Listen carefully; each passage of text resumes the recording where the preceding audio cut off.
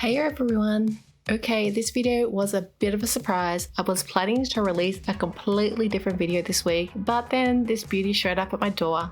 Sarah Renee Clark kindly sent me her brand new product, the Swatchdex Studio, and as soon as I opened it, I knew I had to push everything else back and make a video about this instead. So what is the Swatchdex? Imagine hardware store paint swatches, but designed for artists. Each Swatchdex book comes with 24 cards and each card has 6 swatching spots. The cards are made from thick 400 GSM paper and held together with a pin so you can easily flip through your colours and find the perfect match. And the studio version? It comes in a solid wood box, yep, real wood, not flimsy cardboard or plastic packaging. It's strong, sleek and honestly just looks really good on your desk.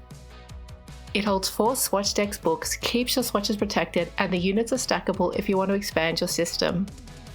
According to Sarah's website, a single Swatchdex book is around $10 USD or about $15 Australian.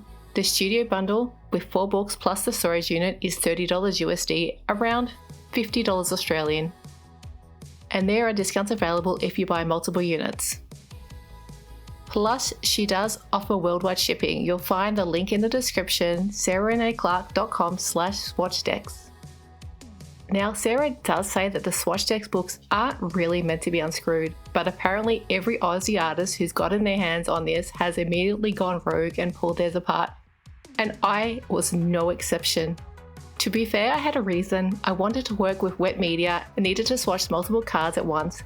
Waiting for each one to dry would have taken forever. The screw was super easy to undo by hand. I took out 10 cards, taped them down with washi tape and gave them all a coat of clear gesso.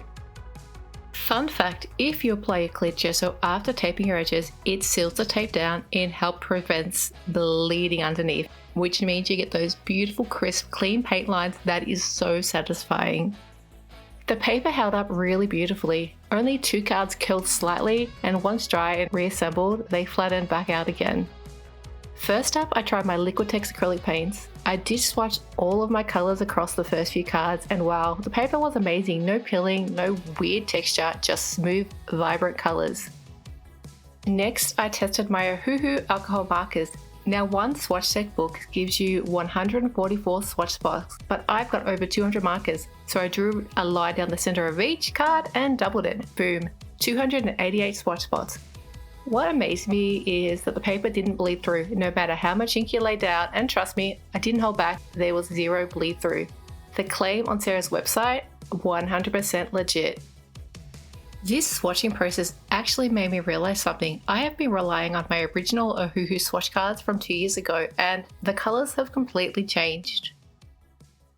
Some of the pinks now are really dull and the deep violet, it's basically burgundy now, there is no blue. Why? Because those cards sit on my desk exposed to light, so they're faded over time. With the Swatchdex, I can keep my swatches handy and still on my desk, but also protected, either closed in the book or stored in the studio drawers. With alcohol markers, will they fade over time? Probably yes, but the system gives them a much better chance of lasting longer.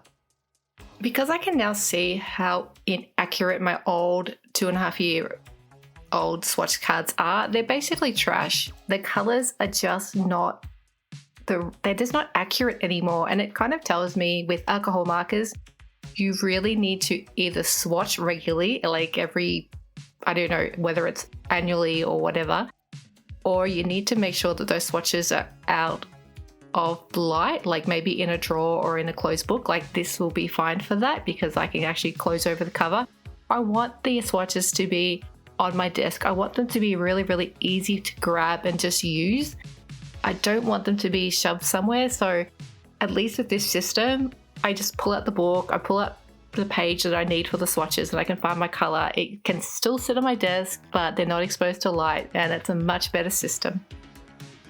Next, I moved on to my Derwent pencils, doing gradient swatches from light to dark. I love seeing the full range of color potential. It's so helpful, especially with colored pencil work. Honestly, I could fill an entire studio just for my pencils, and I probably will. With the exception of my 520 set, that is still too many pencils for one of these boxes. If you've seen my old swatching systems, tiny scribbles in a sketchbook with names written underneath, you'll know what a mess that was. you can't see the true value, the blending potential, or how a colour reacts beside others.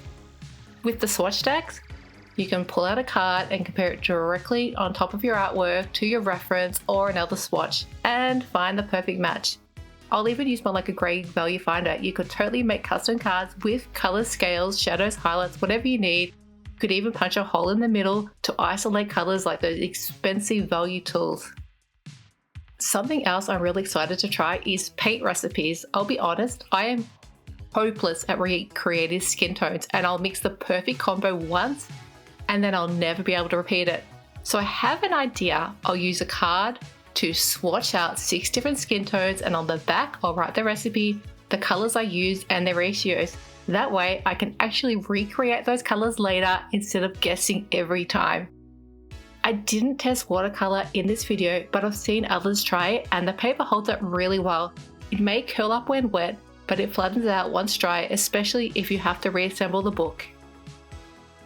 Sarah is also taking feedback for future versions. A lot of us are hoping for black paper version. I wouldn't need a full studio in black, but a couple of books would be amazing for things like gel pens and metallics.